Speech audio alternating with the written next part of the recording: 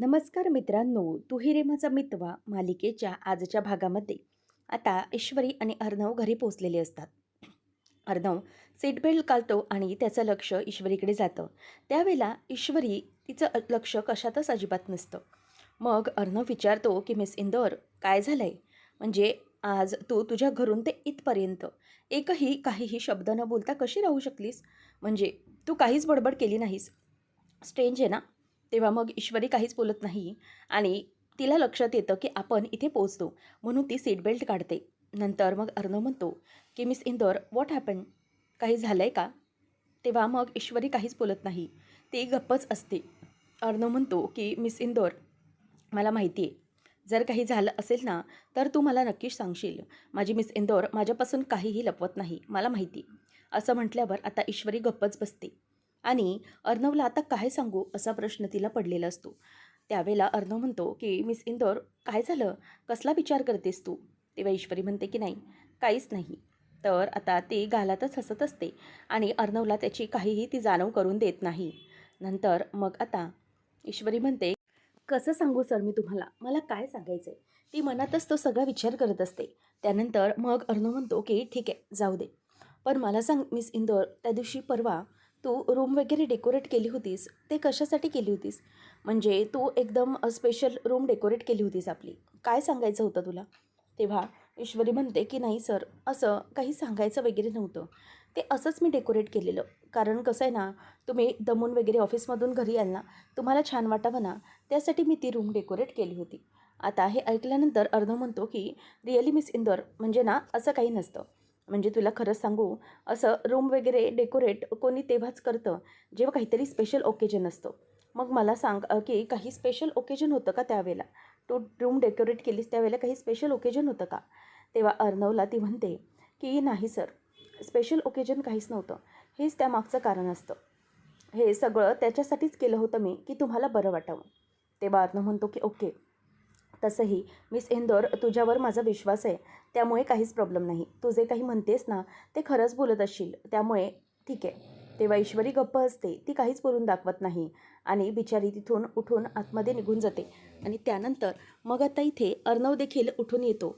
मग दोघंही गाडीतून आल्यानंतर खरं तर ईश्वरीला खूप वाईट वाटत असतं, कारण की अर्णवने हातात हात धरून अगदी ईश्वरीला विश्वास दाखवलेला असतो आणि त्याचमुळे ईश्वरीला खूप वाईट वाटतं. ईश्वरी आता रूममध्ये येते आणि रूममध्ये आल्यानंतर ती तिच्या गणूबाप्पाला हात जोडून म्हणते की गणूबाप्पा, मला खरंच खूप वाईट वाटतंय. मला हे सगळं कसं फेस करायचं काहीच कळत नाही आहे. अर्णव सरांचा माझ्यावर किती विश्वास आहे, परंतु मी त्यांच्याशी खोटं बोलते आहे. खरं तर मला अर्णव सरांशी खोटं नाही बोलायचं आहे. मी त्यांच्यापासून खरं तर ही एखादी गोष्ट लपवते. म्हणजे खूप मोठा विश्वासघात करते मी त्यांचा. पण तरीही मला खरंच असं वाटतं गणूबाप्पा, कितीही काही झालं ना, तरीही सरांना मला मनातलं सांगायचं आहे. परंतु हे सगळं मी कसं सांगू हेच मला समजत नाही. जोपर्यंत माझं आईशी बोलणं होत नाही ना, तोपर्यंत मी काहीही करू शकत नाही. मला हे सगळं आईला विचारायचं आहे. नक्की हे सगळं काय आहे आणि ह्याच्यामागे नेमकं काय प्रकरण आहे, हे सगळं मला आईला विचारल्याशिवाय काहीही निर्णय घेता येणार नाही, असं ईश्वरी मनातच बोलते. नंतर ईश्वरी म्हणते की आता मी काय करू, म्हणजे कसं ह्या सगळ्या गोष्टींचा शोध घेऊ? त्यावेळेला तिला आठवतं की एक पेपर होता जो ईश्वरीला सापडला होता स्टोअरूममधून. मग त्या फोटोवरून अर्णव तिला खूप बोलला होता, मिस इंदौर, ह्या पेपरविषयी किंवा या बातमीविषयी जाणून घेण्याचा तुला काही एक हक्क नाही आहे. हे सगळं तू जाणून घेऊ शकत नाही.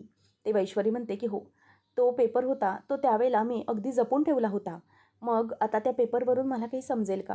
ईश्वरी सगळ्याचा शोध घेण्याचं ठरवते आणि नंतर तिच्या कपाटामध्ये जो कागदाचा बोळा असतो, म्हणजेच तो पेपरचा, तो ती काढते आणि मग त्याच्यामधली बातमी वाचण्याचा प्रयत्न करते. ती त्यामध्ये वाचते की उद्योगपती राजेश शिर्केंचा, रमाकांत राजेश शिर्केंचा पर्दाफाश, चारित्र्यावर सवाल. ही हेडलाईन तिला वाचता येते, परंतु जुना पेपर असल्यामुळे तिला पुढचं जे काही असते ते अर्धी अर्धी अक्षरं वाचता येत नसतात. ती म्हणते की हे काय आहे? म्हणजे हे अर्धच काहीतरी वाटतंय मला. नक्की काय असेल हे? असा विचार आता तिच्या डोक्यामध्ये येत असतो आणि ती पेपर फाटल्यामुळे काहीच बघता येत नसतं. ती म्हणते की आता काय करू मी? यामध्ये तर अर्धी-बुर्धी बातमी दिसते. मला पूर्ण बातमी वाचायची तर कसं करू? असा विचार आता तिच्या डोक्यामध्ये येतो आणि मग ती त्या पेपर्सवरतीच बघत राहते. काय करू? असा प्रश्न तिला पडलेला असतो. त्यावेळेला मग आता ईश्वरीला पुढे एका मुलीसोबत त्यांना पकडण्यात आलं होतं असं काही काही त्यात अर्धं लिहिलेलं असतं. ईश्वरी म्हणते की आता या सगळ्याचा शोध कसा घेऊ मी? मग तिच्या लक्षात येतं. ती विचार करते की हो, मला ही बातमी इंटरनेटवर तर सापडेलच, कारण की इतकी गाजली होती तर मला तिथे सापडेल ती बातमी. म्हणून ईश्वरी ठरवते की आता मोबाईलवर या गोष्टीचा शोध घ्यायचा.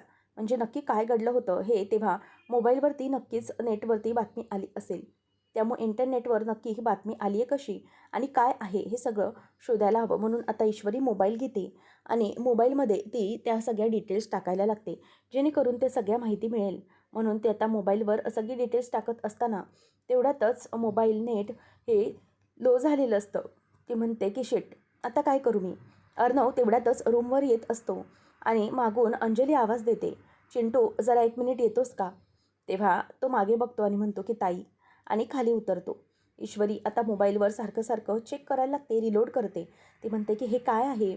नेमकं आजच या नेटला बंद पडायचं होतं आणि नेट काही चालतच नसतं. ईश्वरी आता वैतागलेली असते. तेव्हा अर्णव विचारतो की अंजलीताई काय झालं?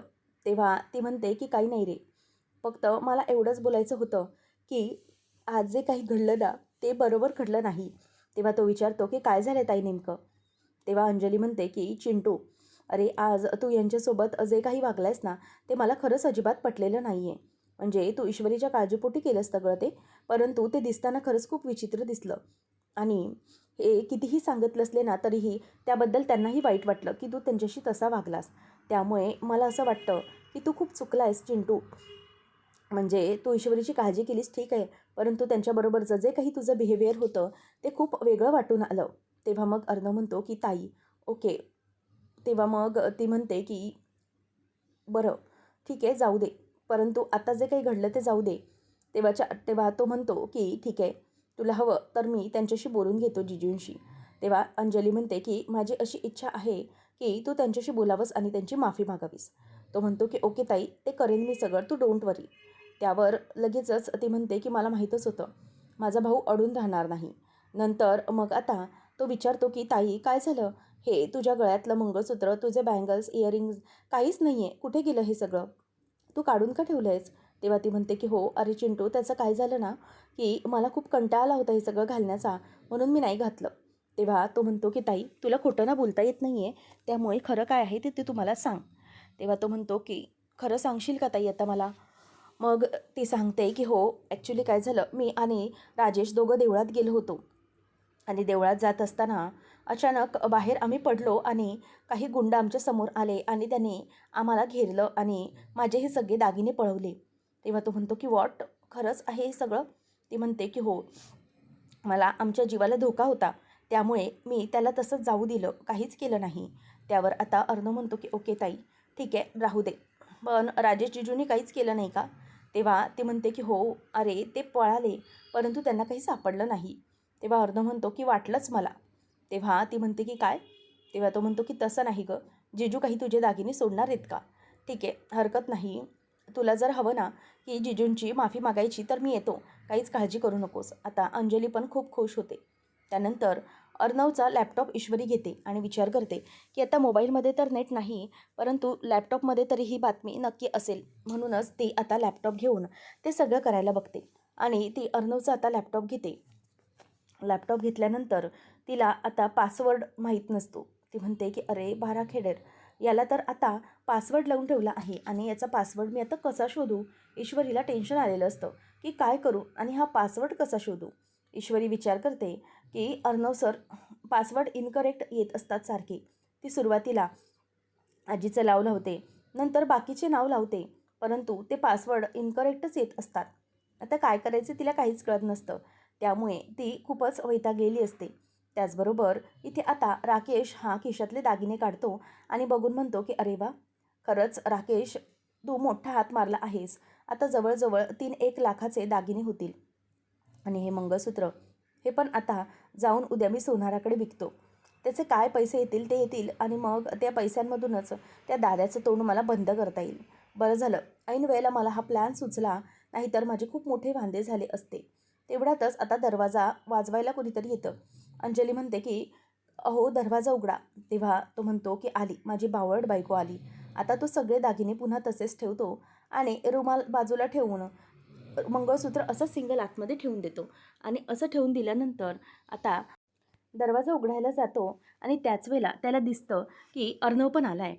तेव्हा अंजली म्हणते की अहो तुम्ही आहात ना, आणि मग ती आतमध्ये येते आणि त्यावेळेला अर्णव पण येतो.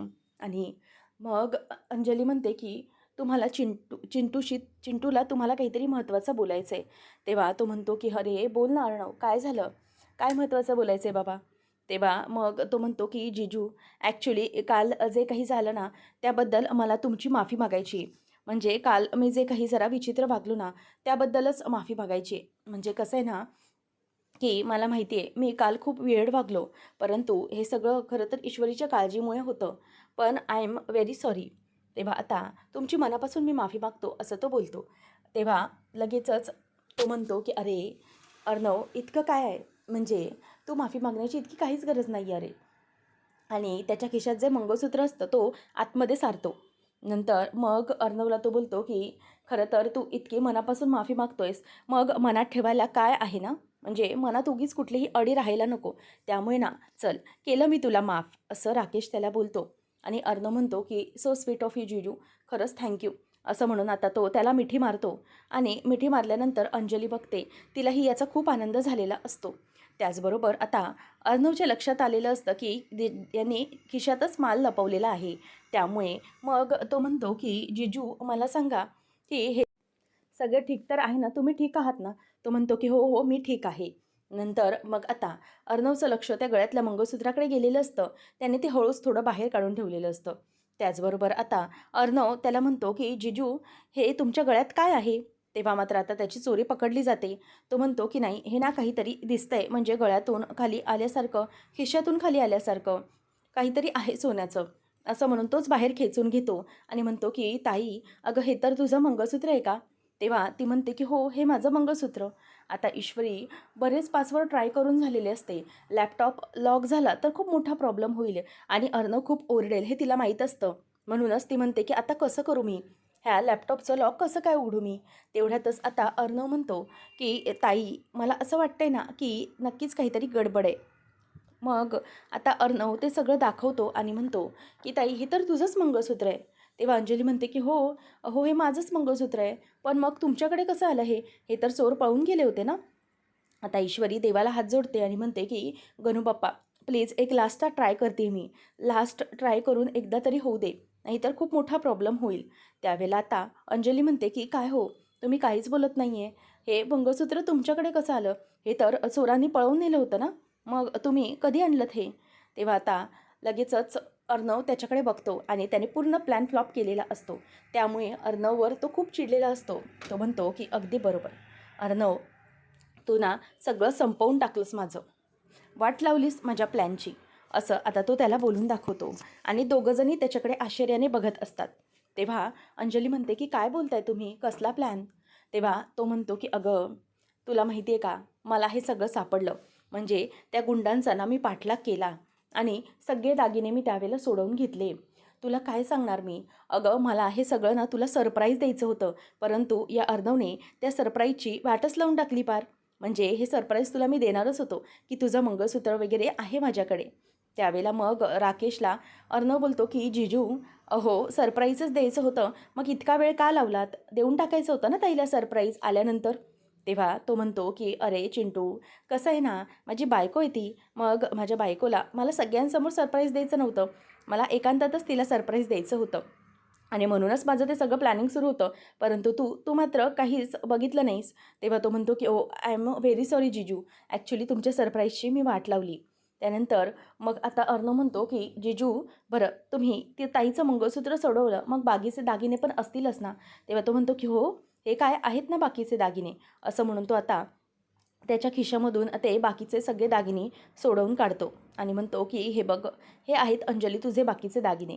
तेव्हा आता अर्णव म्हणतो की ताई, रिअली मानलं पाहिजे हा जिजूंना, म्हणजे इतक्या डेंजर लोकांशी लढा देऊन त्यांनी तुझे सगळं ऐवज परत मिळवला आहे. तेव्हा आता ईश्वरी म्हणते की चला पुढचा पासवर्ड टाकायला हवा, आणि ते सगळं बघायला लागते.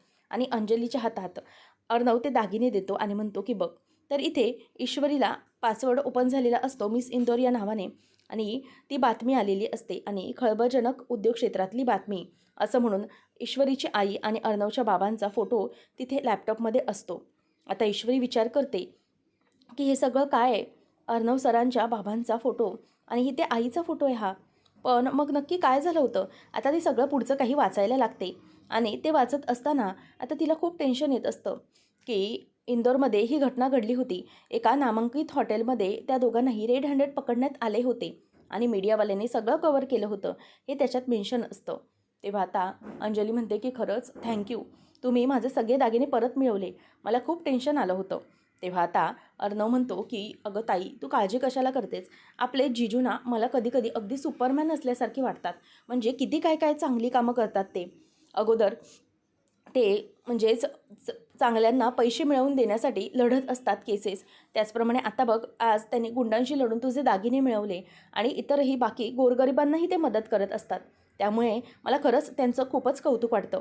जिजू म्हणजे कमाल आहेत अगदी, असं अर्णव त्याचं कौतुक करत असतो. अंजली म्हणते की हो ना, बघ ना माझे सगळे दागिने त्यांनी परत मिळवले आहेत. खरंच तुम्हाला किती तुमचं कौतुक करावं ना तेवढं कमी आहे. आणि बरोबर बोलतोय अर्णव.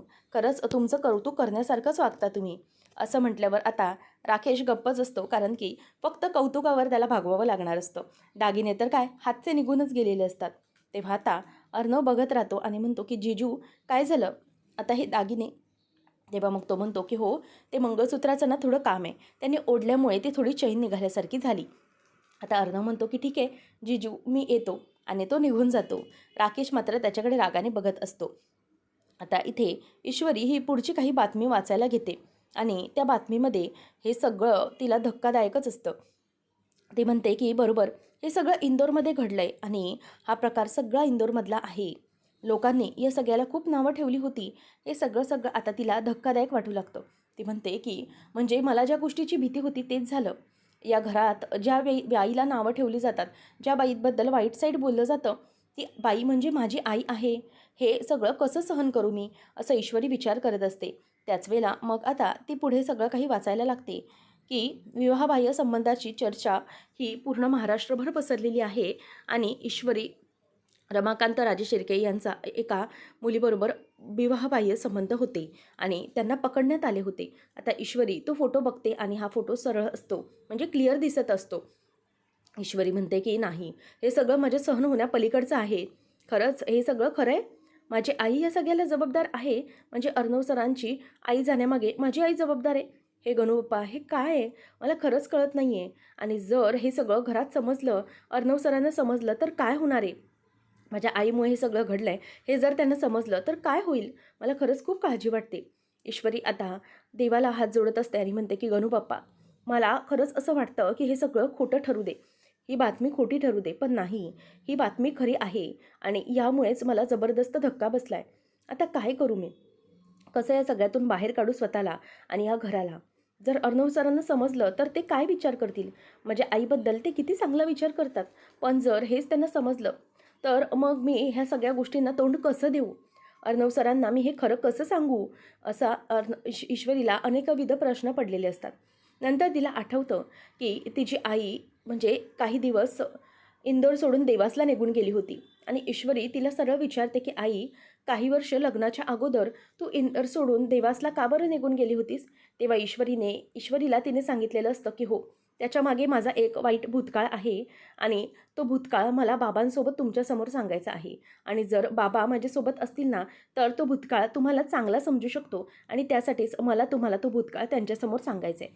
आता ईश्वरीला छातीत धडधडू लागतं. ती विचार करते की बरोबर, आईने मला सांगितलं होतं, मला आणि नमुताईला, की एक भूतकाळ आहे तिचा, जो तिला सांगायचा होता आणि तो वाईट होता. मग नक्की याच बातमीबद्दल असेल का ते सगळं? नक्की याच गोष्टीबद्दल आईला आम्हाला काही सांगायचं असेल का? तेव्हा ईश्वरीला खूपच त्रास होत असतो. एकटीला सगळं काही सहनच होत नसतं. ती विचार करते की आता मी काय करू? या सगळ्या गोष्टीला कसं तोंड देऊ मी? आई पण इथे नाही आहे. मला आईला सगळं काही विचारलं पाहिजे याबद्दल, की नक्की काय घडलं होतं. तेव्हा त्या भूतकाळाबद्दल आई आम्हाला सांगता सांगता राहून गेली होती. पण आता काय करू? तेवढ्यातच आता दरवाजात अर्णव येतो आणि तो दरवाजा ठोठवायला लागतो. Miss Indore, miss Indore. तेव्हा आता ईश्वरी तिथेच बसलेली असते. अर्णव म्हणतो, मिस इंदोर काय झालं? तिथे काय करत आहेस तू? तर आता पुढच्या भागामध्ये आपण पाहणार आहोत की सगळेजण ईश्वरीला बोलवतात आणि सरप्राईज असं ओरडतात. तेव्हा आता ईश्वरीला बघितल्यानंतर अर्णव म्हणतो की प्लीज बी सीटेड मॅडम. आता तो तिला बसायला सांगतो आणि आजी म्हणते की आज ना काय आहे सगळ्यांसाठी म्हणजे एक वेगळं सरप्राईज आहे आणि ईश्वरीसाठी तर एकदमच खास सरप्राईज आहे आणि त्यासाठी आम्ही ईश्वरीचं आता एक कौतुक करणार आहोत मोठं. आणि ईश्वरीला ते सरप्राईज ना खूपच आवडणार आहे. आता हे ऐकल्यानंतर मात्र ईश्वरी आश्चर्यचकित होऊन बघायलाच लागते आणि नक्की काय आहे हे कोणालाच माहीत नसतं. आजीने आणि सगळ्यांनी मिळून ईश्वरीसाठी खास मेन्यू तयार केलेला असतो आणि त्याचबरोबर ईश्वरीसाठी खास सरप्राईज देखील असतं. आता ते सरप्राईज काय असेल याचा विचार सगळे करतात. त्यानंतर मग आता आजी ही ईश्वरीला म्हणते की तिला सरप्राईज तर द्यायचे पण सगळेजण सोबत असायला हवेत आणि म्हणूनच आता सगळ्यांना आजी म्हणते की ईश्वरी तू आता बस आणि ईश्वरीला ओंजळ करते हाताची आणि ईश्वरीच्या हातामध्ये ती तिची ओवाळणी करूनच घराच्या चाव्या आणि तिजोरीच्या चाव्या देते आणि म्हणते की ईश्वरी आजपासून याच्यावर फक्त तुझा अधिकार आहे. आज हे सगळं मी तुला सोपवते. या घराची आणि या तिजोरीची जबाबदारी तुझ्याकडे राहिली. हे ऐकल्यानंतर आता मात्र ईश्वरीला धक्काच बसतो आणि नक्की पुढे काय घडणार हे पाहणं रंजक ठरणार आहे. अशाच मालिकांच्या अपडेटसाठी आताच आपल्या चॅनलला सबस्क्राईब नक्कीच करा. धन्यवाद.